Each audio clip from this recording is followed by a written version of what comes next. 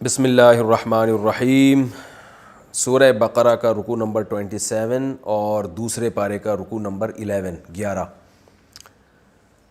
اعوذ باللہ من الشیطان الرجیم، بسم اللہ الرحمن الرحیم۔ یسألونک عن الشہر الحرام قتال فیہ۔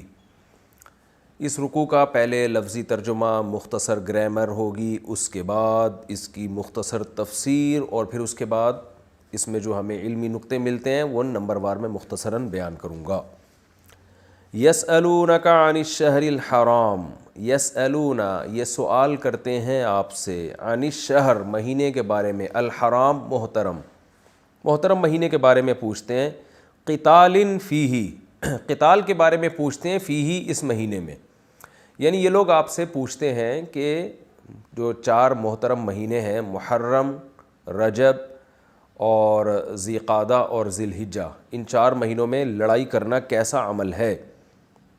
قل کہہ دیجئے، قتال فیہ ان مہینوں میں لڑنا کبیر بڑا کام ہے، یعنی بری بات ہے۔ کبیر ان کا مطلب ویسے تو کبیر بڑے کو کہتے ہیں، لیکن یہاں بڑے سے مراد بڑا عمل ہے، یعنی ایک بھاری عمل ہے۔ یہ کبیر کے بعد جب اعلیٰ آتا ہے نا تو اس کا مطلب ہوتا ہے کوئی چیز مشکل ہونا یا بھاری ہونا، تو یہاں اعلیٰ تو نہیں ہے لیکن محذوف ہے۔ کبیر بھی بہت برا عمل ہے یہ، وصد عن سبیل اللہ اور اللہ کے راستے سے روکنا، صدا یصدو، صدد یصدد، نصر ینصر کی طرح اس کا معنی ہوتا ہے روکنا، تو صد مصدر ہے، ورب ہے، وصد عن سبیل اللہ اور اللہ کے راستے سے روکنا، یعنی یہ بھی برا عمل ہے، وکفر بہ اور اللہ کا انکار کرنا، کفر کرنا اس کے ساتھ، یہ بھی برا عمل ہے، والمسجد الحرام اور مسجد حرام سے روکنا یہ جو ہے نا والمسجد الحرام، اس کا تعلق ہے صدن سے، یعنی صد عن سبیل اللہ والمسجد الحرام، اللہ کے راستے سے لوگوں کو روکنا اور مسجد حرام سے روکنا، یہ بھی برا عمل ہے۔ وَإِخْرَاجُ أَهْلِهِ مِنْهُ اور اہلہ یعنی مسجد حرام والوں کو، اہل کہتے ہیں والا، جیسے کہتے ہیں نا اہل بیت، گھر والے، تو اخراج اہلہ مسجد حرام کے اہل کو، مسجد حرام والوں کو نکالنا، منہ اس مسجد سے، اکبر یہ زیادہ برا عمل ہے، عند اللہ اللہ کے نزدیک۔ تو اس آیت کا میں اب آسان ترجمہ دوبارہ کر دیتا ہوں۔ یہ آپ سے پوچھتے ہیں کہ مسجد حرام میں قتال کیسا عمل ہے، آپ ان کو بتا دیں مسجد حرام اشہر حرم میں، محترم مہینوں میں قتال کرنا کیسا عمل ہے، آپ ان کو بتا دیں بہت برا عمل ہے۔ آگے نیا جملہ شروع ہو رہا ہے، لیکن اللہ کے راستے سے لوگوں کو روکنا اور اللہ کا انکار کرنا اور مسجد حرام سے لوگوں کو روکنا اور مسجد حرام والوں کو مسجد حرام سے نکالنا، اکبرو یہ زیادہ برا عمل ہے، یعنی محترم مہینوں میں لڑنا اگر برا ہے یعنی کبیر ہے، تو یہ والے کام یہ اکبر ہیں، یعنی اس سے بھی زیادہ برے ہیں۔ اکبر کمپیریٹیو ڈگری ہے، اکبر عند اللہ یہ اللہ کی نظر میں اور بھی زیادہ برے ہیں۔ والفتنۃ اکبر من القتل اور فتنہ تو قتل سے بھی زیادہ برا عمل ہے۔ ولا یزالون، یہ جو لا یزالون کا لفظ ہے نا اس کو سمجھیں۔ زوال اردو میں کسے کہتے ہیں؟ کسی چیز کا زائل ہو جانا، کہتے ہیں نا وہ سلطنت عثمانیہ کا زوال ہو گیا تھا، یعنی وہ ختم ہو گئی تھی۔ تو اور ہم کہتے ہیں نا زوال کا ٹائم، سورج جب یعنی جھکنا شروع کر دیتا ہے، گرنا شروع کر دیتا ہے، تو زائل ہونا کسی چیز کا، اپنی جگہ سے ہٹ جانا، اس معنی میں زوال کا لفظ استعمال ہوتا ہے۔ تو یزالون اصل میں تھا یزولون، یسمعون کی طرح، تو جب اس کے شروع میں لا آتا ہے نا، لا، تو اس کا مطلب ہوتا ہے زائل نہ ہونا، تو یہ ایک یوں سمجھے کہ ایک اسٹرکچر کے طور پہ استعمال ہوتا ہے یہ لفظ۔ لا یزالو کا مطلب ہوتا ہے جب جو چیز زائل نہیں ہوتی تو وہ مستقل رہتی ہے، تو اس کا بامحاورہ ترجمہ ہوتا ہے ہمیشہ رہنا، یعنی کسی چیز کا پراپر چلتے رہنا۔ جیسے حدیث میں آتا ہے لا تزال طائفۃ من امتی ظاہرین علی الحق، میری امت کی ایک جماعت، طائفۃ من امتی ظاہرین علی الحق، حق پر غالب رہے گی۔ تو اس سے پہلے کیا آتا ہے؟ لا تزالو، تو اب ہم اس کا لفظی ترجمہ کریں گے تو مطلب یہ ہوگا کہ میری امت کی ایک جماعت حق پر رہے گی، زائل نہیں ہوگی. تو یہ ترجمہ نہیں ہوتا اس کا، یہ ہوتا ہے میری امت کی ایک جماعت ہمیشہ حق پر رہے گی. تو لا تزالو کا یہ مفہوم ہوتا ہے. لا تزالو ما زلتو، اس کا ماضی آتا ہے زلتو، اصل میں تھا زویلتو، زویلا یزولو آتا ہے مصدر سمیع یسمعو کی طرح، تو زویلتو کو زلتو پڑھتے ہیں. ما زلتو، میں ہمیشہ اسی کام میں رہوں گا. تو لا یزالون، ہمیشہ رہیں گے یہ لوگ، یہ مطلب ہوگا. ولا یزالون، یہ لوگ ہمیشہ رہیں گے، یعنی یہاں لا کا ترجمہ نہیں ہوتا، یہ ذہن میں رکھیں. بس یہاں مطلب ہوگا ولا یزالون، یہ لوگ ہمیشہ رہیں گے، کافر لوگ، یقاتلون، تو قتال کرتے رہیں گے، کم تم سے، یہ ہمیشہ تم سے لڑتے رہیں گے، حتیٰ یہاں تک کہ یردو، اصل میں تھا یردو دونا، ینصرونا کی طرح، حتیٰ یردو، یہاں تک کہ رد کر دیں، لوٹا دیں، کم تم کو، عن دینکم، تمہارے دین سے. اس وقت تک یہ تم سے لڑتے رہیں گے. ان استطاعوا، اصل میں تھا ان استطاعوا، تو ملا کے پڑھا دیا ان استطاعوا، الف سائلنٹ ہو گیا. اگر یہ استطاعت رکھیں اس کی، استطاعوا اصل میں تھا استطوعوا، استخرجوا کی طرح، لیکن پڑھا جاتا ہے استطاعوا. اردو میں لفظ استعمال ہوتا ہے استطاعت. اگر ان کے اندر استطاعت ہو تو یہ تم سے ہمیشہ لڑتے رہیں گے یہاں تک کہ تمہیں اپنے دین سے ہٹا دیں گے.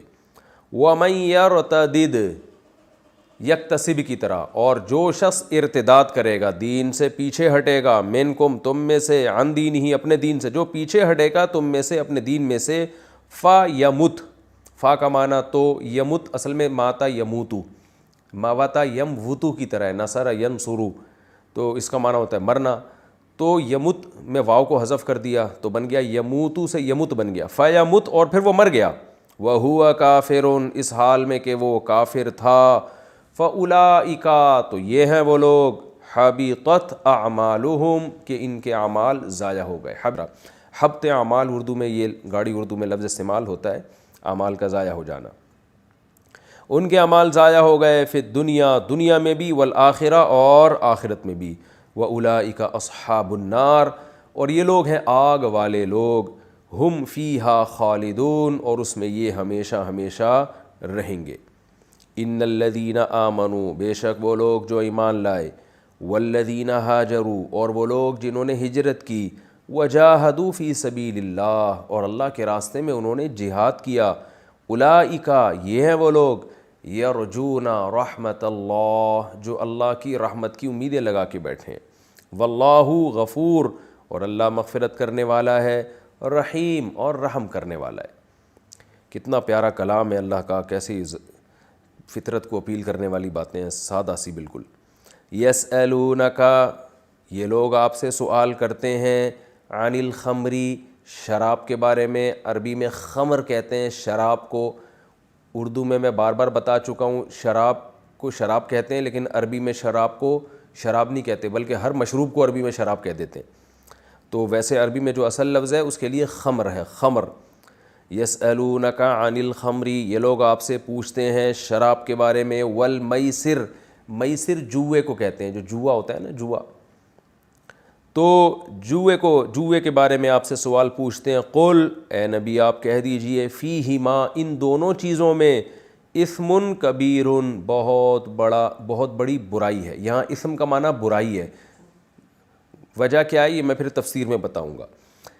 چونکہ یہ وجہ بتا دیتا ہوں، یہ چونکہ اس وقت تک شراب حرام نہیں ہوئی تھی، شراب اور جوا یہ پھر بعد میں حرام ہوا ہے، اور سورہ انعام کی آیتیں، تو اس میں صرف ترغیب دی گئی ہے کہ آپ نہ پئیں، شراب اور جوئے سے بچیں. تو اس لیے یہاں اسم کا ترجمہ ہے برائی. ان دونوں میں، کیونکہ ہر جائز کام کرنے کا نہیں ہوتا، تو اس لیے اللہ نے پہلے اشارہ کر دیا کہ یہ بری چیز ہے. قل فیہما اسم کبیر، اے نبی آپ ان سے کہہ دیجئے ان دونوں چیزوں میں برائی ہے، کبیر بہت زیادہ، ومنافع للناس، اور لوگوں کے لیے فائدے بھی ہیں. تو فائدے بھی ہیں، ٹھیک ہے. وَإِثْمُهُمَا، لیکن ان دونوں چیزوں کا جو اسم ہے، یعنی ان کی جو برائی ہے، اکبرو، وہ زیادہ بڑی ہے، من نفعہما، ان دونوں چیزوں کے فائدوں سے. یعنی ان دونوں چیزوں میں جو فائدے ہیں ان سے ان کی برائیوں کا لیول زیادہ ہے. وَيَسْأَلُونَكَ اور یہ لوگ آپ سے سوال پوچھتے ہیں ماذا ينفقون کیا خرچ کریں. دیکھو خرچ کرنا کتنا آتا ہے قرآن میں. کیا خرچ کریں. قل اے نبی آپ ان سے کہہ دیجئے العفو اضافہ. عفو کہتے ہیں، عفو کے بہت سارے معنی آتے ہیں. حدیث میں آتا ہے اعفو اللحا، اعفوا یعفو اعفاء، باب افعال سے. تو اعفا یعفی اعفاء پڑھا جاتا ہے اس کو. اس کا معنی ہوتا ہے کسی چیز کو اپنے حال پہ چھوڑ دینا. تو اعفو اللحا اصل میں تھا اکریمو کی طرح، اعفو یعنی داڑھیوں کو اپنے حال پہ چھوڑو، داڑھی کو بڑھاؤ. تو عفو کہتے ہیں اضافے کو بھی، معافی کو بھی، اس لیے کہ درگزر کرتا ہے نا آدمی، چھوڑو یار، چھڈو پرے، جان دو کہتے ہیں نا. تو یعنی قرآن یہاں کہہ رہا ہے، آپ نے وہ مشہور دعا سنی ہوگی اللہم انک عفو تحب العفو فاعف عنا. اے اللہ تو معافی کو پسند کرتا ہے، عفو درگزر کرنے کو پسند کرتا ہے. یعنی درگزر کا مطلب چھوڑ دو اپنے حال پہ. برائی کا کسی نے کوئی برا کام کیا تو انتقام نہ لیا جائے، بس اس کو مہلت دی جائے. تو اس صفت کو اللہ پسند کرتا ہے. تو یہ اس معنی میں یہ عفو کا لفظ استعمال ہوتا ہے. تو اللہ نے فرمایا وَيَسْأَلُونَكَ مَاذَا يُنْفِقُونَ، یہ پوچھتے ہیں کیا خرچ کریں. قُلِ الْعَفْوَ کہہ دیجئے کہ اضافہ، جو اضافی چیز ہے. كَذَلِكَ اس طرح سے يُبَيِّنُ اللَّهُ اللہ کھول کھول کے بیان کرتا ہے لَكُمُ الْآيَاتِ اپنی آیتیں تمہارے لیے. یہاں آیتوں سے مراد احکام ہے. دیکھو آیت نشانی کو بھی کہتے ہیں، آیت قرآن کی آیت کو بھی کہتے ہیں، آیت احکام کو بھی کہتے ہیں. تو ہر جگہ سیاق و سباق کے لحاظ سے اس کا ترجمہ مختلف ہوگا. اس طرح اللہ اپنی آیتوں کو یعنی اپنے احکام کو کھول کھول کے بیان کرتا ہے تمہارے لیے، لعلکم تتفکرون تاکہ تم غور و فکر سے کام لو. فی دنیا میں بھی، والآخرہ اور آخرت میں بھی. دنیا میں بھی غور و فکر کرو اور آخرت کے بارے میں بھی غور و فکر کرو، دونوں چیزوں کو سامنے رکھو. اور تاکہ دنیا میں تمہیں کس طرح اللہ کے حکم پر عمل کرنا ہے اور آخرت میں کس طرح، اور آخرت کے بارے میں کس طرح. وَيَسْأَلُونَكَ عَنِ الْيَتَامَى اور یہ تم سے سوال پوچھتے ہیں، آپ سے سوال پوچھتے ہیں عَنِ الْيَتَامَى یتیموں کے بارے میں. قُل کہہ دیجئے اصلاح لہم اصلاح کرنا ان یتیموں کے لیے، خیر یہ تمہارے لیے بہتر ہے، یعنی خیر لکم یہ بہتر ہے تمہارے لیے. کیا مطلب؟ اصلاح کہتے ہیں معاملے کو درست کر دینا، ایسا کرنا جس سے خیر پھوٹنا شروع ہو جائے. تو یتیموں کے معاملے میں تم نے ایسا کام کرنا جس سے یتیموں کے معاملہ درست ہو جائے، یتیموں کا اس پہ اچھا اثر پڑے. تو یہ والا کام تم نے کرنا ہے. تفسیر میں انشاءاللہ بتاؤں گا اس کا کیا مطلب ہے. وَإِن تُخَالِطُوهُمْ اور اگر تم خالطہ یخالط مخالطتاً، ضاربہ یضارب مضاربتاً، اس کا مطلب ہوتا ہے خالطہ کا خلط کر دینا. کہتے ہیں خلط مخلوط ماحول ہے، کہتے ہیں نا مرد و زن کا اختلاط، تو کوئی بھی ملانے کو کہا جاتا ہے. وَإِن تُخَالِطُوهُمْ اور اگر تم یتیموں کو اپنے ساتھ ملا لو گے، فَإِخْوَانُكُمْ تو وہ تمہارے بھائی ہیں، یعنی فَهُمْ إِخْوَانُكُمْ. اخ کی جمع اخوان آتی ہے. اخوان المسلمین کا نام سنا ہوگا نا آپ نے، ایک تنظیم ہے. تو وہ تمہارے یتیم جو ہیں اخوانکم تمہارے دینی بھائی ہیں. واللہ اور اللہ تعالیٰ یعلم المفسدہ جانتا ہے فساد مچانے والے کو بھی. افسدہ یفسد افساداً، باب اکرام، فساد مچانا اور مفسد فساد مچانے والا. اللہ جانتا ہے مفسد کو من المصلح مصلح سے، یعنی مصلح اور مفسد کو کا فرق اللہ جانتا ہے اور وہ دونوں کو الگ سے پہچانتا ہے کہ کس کی نیت اچھی ہے کس کی بری ہے. وَلَوْ شَاءَ اللَّهُ اور اگر اللہ چاہتا، لَأَعْنَتَكُمْ اَعْنَتَ يُعْنِتُ اِعْنَاتًا کا معنی ہوتا ہے کسی کو مشکل میں ڈال دینا. یہ لفظ اردو میں استعمال نہیں ہوتا بلکہ ہوتا ہے متعنت کا لفظ، آپ نے سنا ہوگا اردو میں. گاڑی جو لوگ زیادہ اردو جانتے ہیں، متعنت ہے یہ آدمی، یعنی یوں کہہ سکتے ہیں کہ فل ٹینشن. وَلَوْ شَاءَ اللَّهُ لَأَعْنَتَكُمْ اللہ چاہتا تو تمہیں مشکل میں ڈال دیتا. ان اللہ بے شک اللہ تعالیٰ عزیز غالب ہے، حکیم حکمت والا ہے. وَلَا تَنْكِحُوا الْمُشْرِكَاتِ نکاح ینکحو نکاح کرنا، لا تنکحو نکاح مت کرو، مشرکات مشرک عورتوں سے، حتیٰ یہاں تک کہ یؤمننا، یؤمننا اصل میں تھا یکرمنا کی طرح، اکرما یکرم اکرامن، امن یؤمن ایمانن، یہاں تک کہ وہ عورتیں ایمان لے آئے. ولا امتن واو کا معنی اور، لا تاکید کے لیے، امتن باندی کو کہتے ہیں، امہ عربی میں باندی کو کہا جاتا ہے، کسی کی لونڈی، کسی کی غلام عورت جو ہو، ولا امتن کسی جو باندی ہے، غلام ہے عورت، مؤمنتن جو کہ مومن ہے، خیرن وہ بہتر ہے، مم مشرکتن مشرک عورت سے، ولو اگرچہ اعجبتکم وہ مشرک عورت تم کو تعجب میں ڈال دے، اعجب یعجب اعجابا کا معنی ہوتا ہے تعجب میں ڈالنا، تو یہاں تعجب میں ڈالنے سے مراد ہوتا ہے کسی سے اتنا، کسی میں ایسا اس کی طرف مائل ہونا، اٹریکٹ ہونا، اس میں اتنی اٹریکشن ہو کہ آپ ایک دم آپ کو تعجب ہونے لگے، تو یہ لفظ کسی کے حسن و جمال سے بے پناہ متاثر ہونے کے معنی میں استعمال، یعنی اس معنی میں بھی استعمال ہوتا ہے، تو اور قرآن میں اس معنی میں ہی دوسری جگہ پہ بھی استعمال ہوا ہے، تو یہاں اس کا مطلب ہوگا کہ ولو اعجبت اکرمت کی طرح، کہ اگرچہ وہ مشرک عورت تمہیں کتنا ہی تعجب میں ڈال دے، یعنی وہ کتنی حسین کیوں نہ ہو اور اس کے حسن سے تم کتنا ہی متاثر کیوں نہ ہو جاؤ، پھر بھی ایک مسلمان باندی وہ اس مشرک خوبصورت ترین عورت سے بہتر ہے۔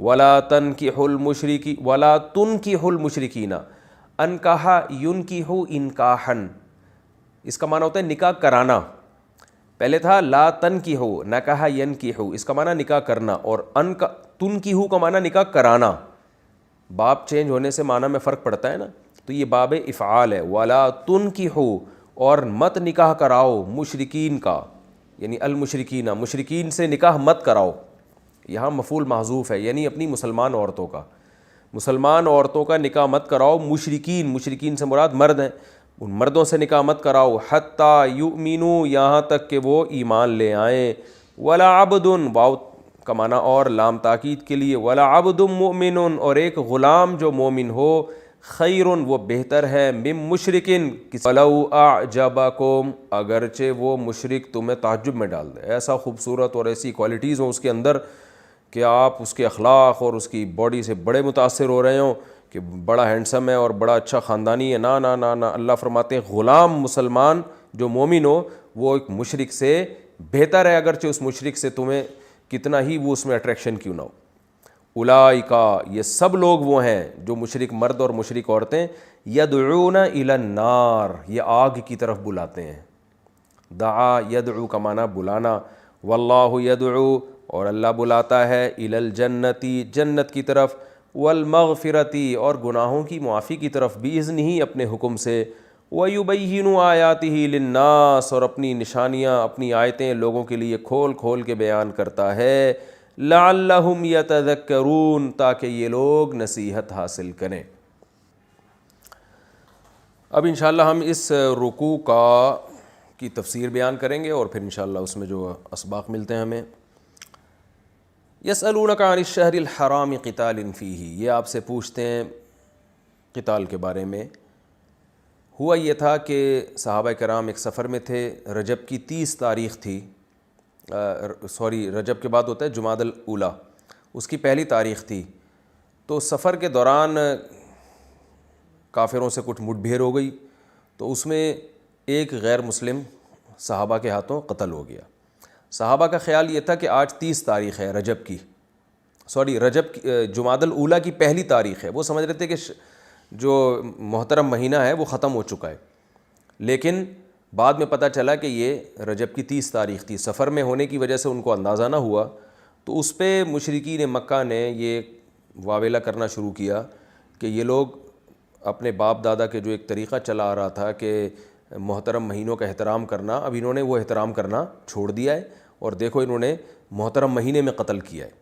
تو اس پر قرآن مجید کی آیت نازل ہوئی، صحابہ کرام کو بہت غم بھی ہوا تھا اس پروپیگنڈے کا، تو اللہ تعالیٰ نے فرمایا کہ یہ آپ سے پوچھتے ہیں کہ محترم مہینے میں قتل کرنا کیسا ہے، تو آپ ان کو بتا دیں کہ اس میں قتال کرنا بری بات ہے، جہاد کرنا یعنی لڑنا اس میں برا عمل ہے، لیکن جو غیر مسلم ہیں جو پروپیگنڈا کر رہے ہیں مشرکین مکہ، ان کو آپ یہ جواب دے دیں کہ صد عن سبیل اللہ وکفر بہ والمسجد الحرام واخراج اہلہ منہ اکبر عند اللہ، انہیں شور مچانے کی اس لیے اجازت نہیں ہے کہ یہ تو اس سے بڑے بڑے گناہ کر چکے ہیں۔ وہ کیا ہے؟ اللہ کے راستے سے لوگوں کو روکنا۔ اسلام ایک توحید کا راستہ لے کر آیا، اس کے راستے میں انہوں نے رکاوٹیں کھڑی کی ہوئی ہیں، اور یہ اللہ کا انکار کرتے ہیں، انکار سے مراد شرک کرتے ہیں، اور مسجد حرام سے لوگوں کو روکتے ہیں. یعنی کیسا 4 مہینوں کا تقدس کا تو اتنا خیال ہے کہ اس میں کسی کو کچھ بھی نہ ہو, لیکن جو مسجد حرام ہے وہاں سے آپ نے نبی صلی اللہ علیہ وسلم کو اور صدیوں سے جو بہت سے آپ کے ہی قبیلے کے لوگ وہاں آباد تھے, آپ نے توحید کی بیس پر ان کو مسجد حرام سے محروم کر دیا اور لوگوں کو وہاں سے نکال دیا آپ نے. اکبر عند اللہ, یہ اللہ کی نظر میں اس سے بھی بڑا جرم ہے. تو یہ جرم, آپ اتنے بڑے بڑے جرم کر کے بیٹھے ہوئے ہیں, تو آپ ایک چھوٹی سی خطا پر آپ صحابہ کرام کو کیسے ملامت کرتے ہیں؟ اس کو کہتے ہیں الزامی جواب. جواب کی 2 قسمیں ہوتی ہیں, ایک تحقیقی اور ایک الزامی. تحقیقی جواب یہ ہوتا ہے کہ آپ دلائل سے سامنے والے کو خاموش کریں. وہ دلیل تو یہی ہے کہ وہ صحابہ یہ سمجھے تھے کہ آج 1 جمادی الاولیٰ ہے, لیکن بعد میں پتہ چلا کہ وہ 30 رجب ہے. تو یہ غلطی جان بوجھ کر نہیں ہوئی, یہ تو اصل جواب ہے. تو اس طرح کی غلطی ہو سکتی ہے انسان سے. اور الزامی جواب یہ ہے کہ آپ کا تو کوئی تک بنتا ہی نہیں ہے آپ کو اعتراض کرنے کا, کیونکہ آپ اس سے بڑے بڑے جرائم کر چکے ہیں اور اشہر حرم کے تقدس کو آپ پامال کر چکے ہیں. تو یہ اس آیت کا مفہوم ہے. لیکن یہ خوب ذہن میں رکھیں اچھی طرح سے کہ اس پر پوری امت کا اجماع ہے کہ یہ 4 مہینوں کی جو احترام ہے نا, اس میں جو جہاد کی اجازت نہیں تھی, لڑنے کی اجازت نہیں تھی, اس کو اسلام نے ختم کیا ہے. یہ منسوخ ہو گیا تھا. زمانہ جاہلیت سے ایک چیز چلی آ رہی تھی, اسلام نے اس کو برقرار رکھا. تو یہ مہینے محترم تو ہیں آج بھی, لیکن اس میں قتال کی اور جہاد کی ممانعت نہیں ہے. ہمیشہ کے لیے اس کی اجازت دی گئی تھی, اور یعنی بعد میں دے دی گئی. تو شروع میں کچھ چیزوں کا خیال کیا گیا مشرکین کی رعایت میں کہ بھئی ان کا ایک اصول ہے, ان کا ایک ضابطہ چلا آ رہا ہے, تو اسلام نے بھی اس کو برقرار رکھا. لیکن بعد میں جب اسلام کا غلبہ ہوا ہے, اسلام نے اس قانون کو ہمیشہ کے لیے چینج کر دیا. تو اس کی دلیل اجماع امت ہے, یعنی پوری امت کا اجماع ہے کہ ان 4 مہینوں میں بھی لڑائی بھی مسلمانوں کے لیے جائز ہے. بلکہ مسلمان کیا, پوری دنیا اس میں لڑائی کو جائز سمجھتی ہے, صرف مسلمانوں کا مسئلہ نہیں ہے یہ, کوئی بھی اس کا قائل نہیں ہے. آگے اللہ تعالیٰ نے ایک اور جواب دیا, فرمایا والفتنۃ اکبر من القتل, کہ یہ جو ایک انسان ان کا قتل ہو گیا تو فتنہ تو اس سے بھی بڑا جرم ہے جو یہ کر رہے ہیں. کیا مطلب؟ وہی فتنہ, اسلام کے خلاف پروپیگنڈا. 360 بت انہوں نے بیت اللہ کے اندر رکھے ہوئے ہیں. تو یہ بھی تو یعنی لوگوں کو شرک میں مبتلا کرنا, یہ بھی ایک بہت بڑا فتنہ ہے. جو توحید کا جو گڑھ تھا, مرکز تھا, اس میں اس کی اتنی بڑی توہین, جو اللہ کا گھر ہے اس کے اندر ہی بتوں کو لا کے رکھ دیا.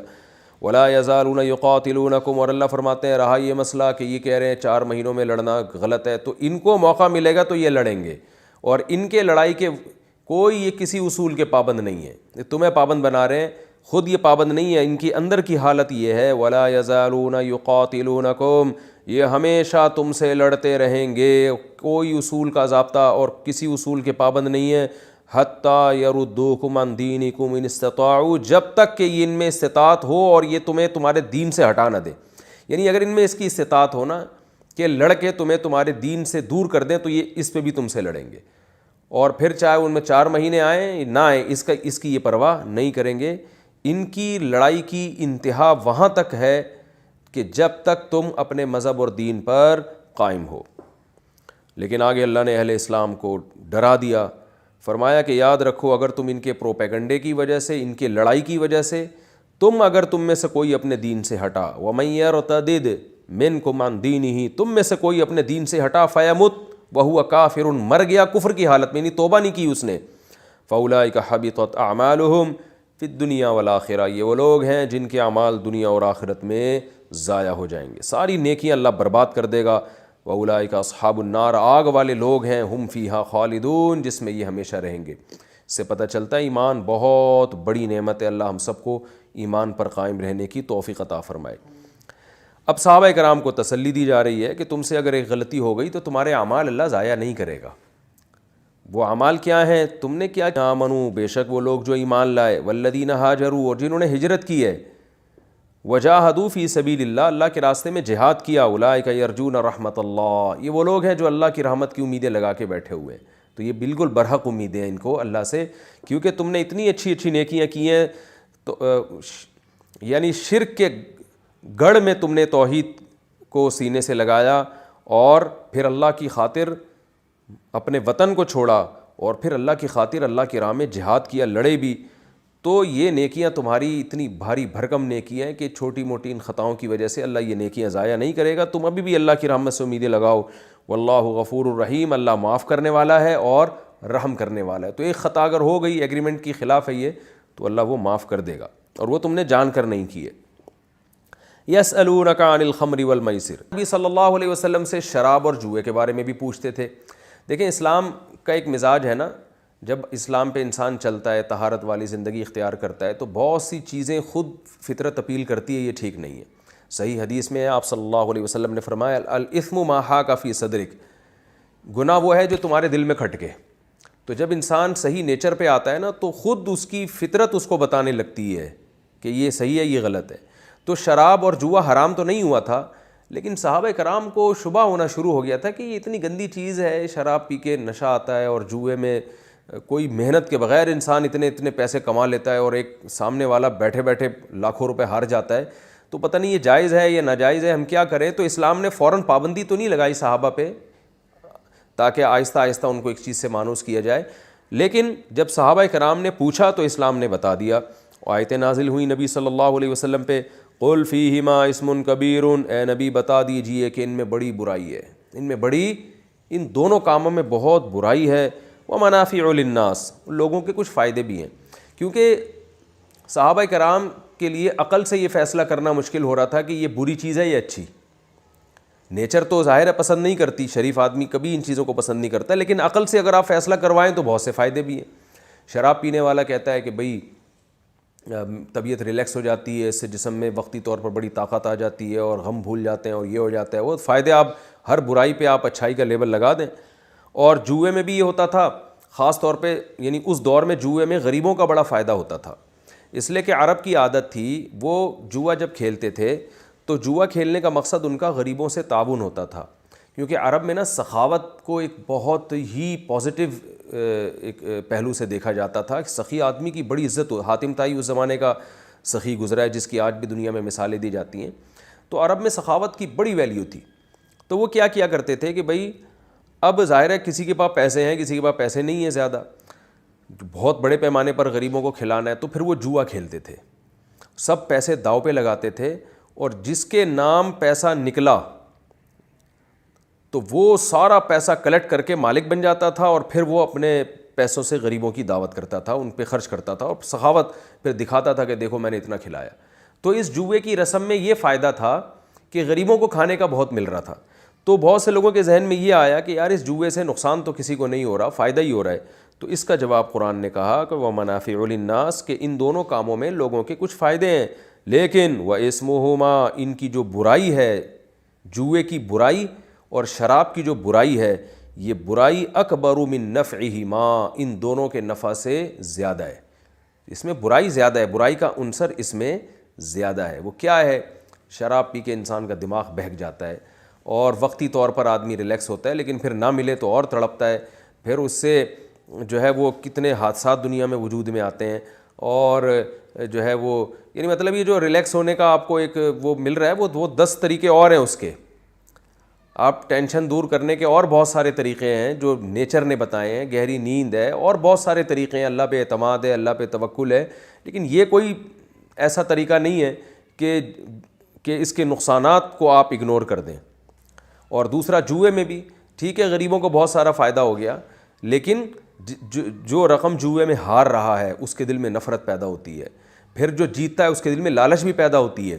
آج تو غریبوں کے لیے کیا جا رہا ہے، کل یہ بہترین جو ہے نا ایک کمانے کا ذریعہ بھی بن جائے گا، آپ بیٹھے بیٹھے بغیر محنت کے کروڑوں روپے کے مالک بن جاتے ہیں۔ جو نہیں، بہت سے لوگ اس امید پہ آتے ہیں کہ شاید ہم کروڑ روپے لے کر آئیں گے، مگر ان کا جو بنیادی اثاثے ہوتے ہیں وہ بھی بک جاتے ہیں، دیوالیہ نکل جاتا ہے بہت، یعنی یہ پیسے کی کوئی نیچرل تقسیم نہیں ہے۔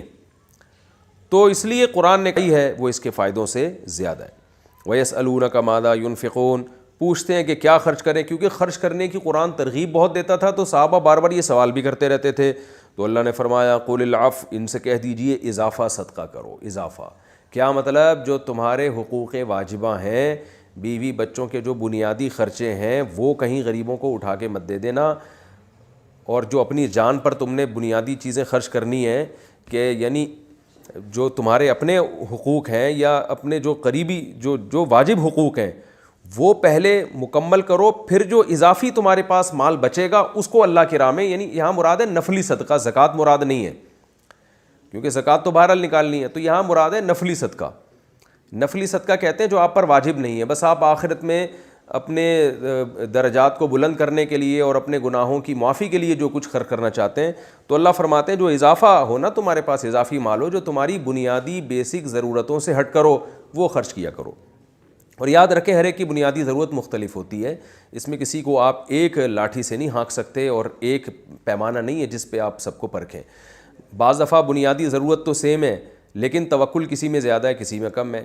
ایک آدمی توکل کے ایسے مقام پر ہے وہ 1 روپیہ بھی نہیں رکھتا اپنے پاس, وہ کہتا ہے یار صبح روٹی کھانے کو مل گئی سارا خرچ کر دوں گا, شام کو نہیں بھی ملی تو بھی ٹھیک ہے. تو یہ توکل تو ظاہر پیغمبر میں تھا, ہر ایک میں نہیں ہوتا یہ توکل. تو ایسے توکل کی عام آدمی کو اجازت نہیں ہے. تو اس لیے علماء نے ایک اس میں اصول اور ضابطے کچھ بیان کیے ہیں کہ بھائی جو بیوی بچوں کے بنیادی حقوق ہیں, اور بنیادی حقوق کسے کہتے ہیں؟ قرآن کہہ رہا ہے عاشروہن بالمعروف, زوجہ کے ساتھ بھلے طریقے سے پیش آؤ, عرف کے مطابق پیش آؤ. یعنی جس خاندان کی عورت ہے اس کو جس اسٹینڈرڈ کا وہاں پہ نان نفقہ میسر ہے تو آپ کو بھی چاہیے کہ آپ اپنی زوجہ کو اسی اسٹینڈرڈ کا نان نفقہ دیں.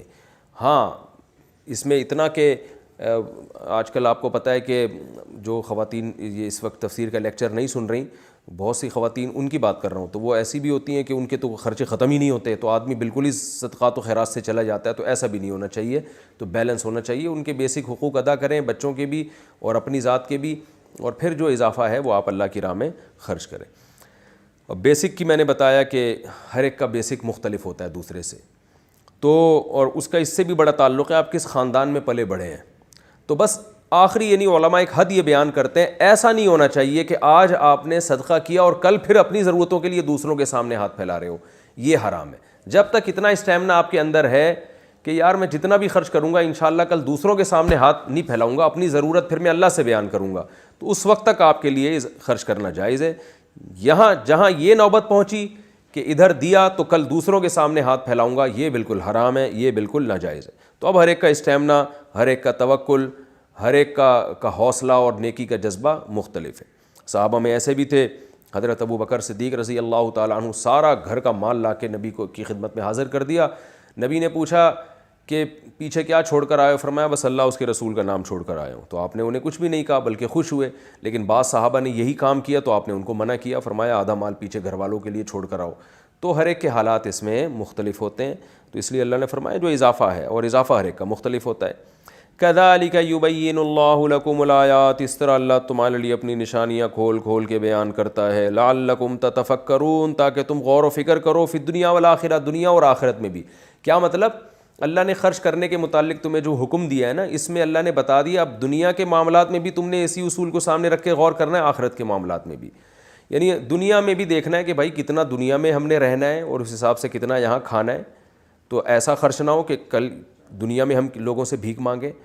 تو یہ تو دنیا کا معاملہ ہو گیا. آخرت کا معاملہ ہو گیا کہ اب یہی نہیں کہ سارا ادھر ہی کھانا ہے اور صدقہ کرنا ہی نہیں ہے, تو کل آخرت میں بھی ہمیں ضرورت ہوگی اپنے گناہوں کو معاف کروانے کی, وہاں جمع کیا کروا رہے ہیں. تو یہ دونوں چیزوں میں بیلنس ہونا چاہیے. کیسی بہترین آیات ہیں. وَيَسْأَلُونَكَ عَنِ الْيَتَامَىٰ, یہ آپ سے یتیموں کے بارے میں سوال پوچھتے ہیں. وہ سوال یہ پوچھتے تھے کہ یتیم کے بارے میں جب آیتیں نازل ہوئیں کہ یتیم کا مال کھانا ایسے جیسے جہنم کے انگارے, تو صحابہ بہت ڈر گئے.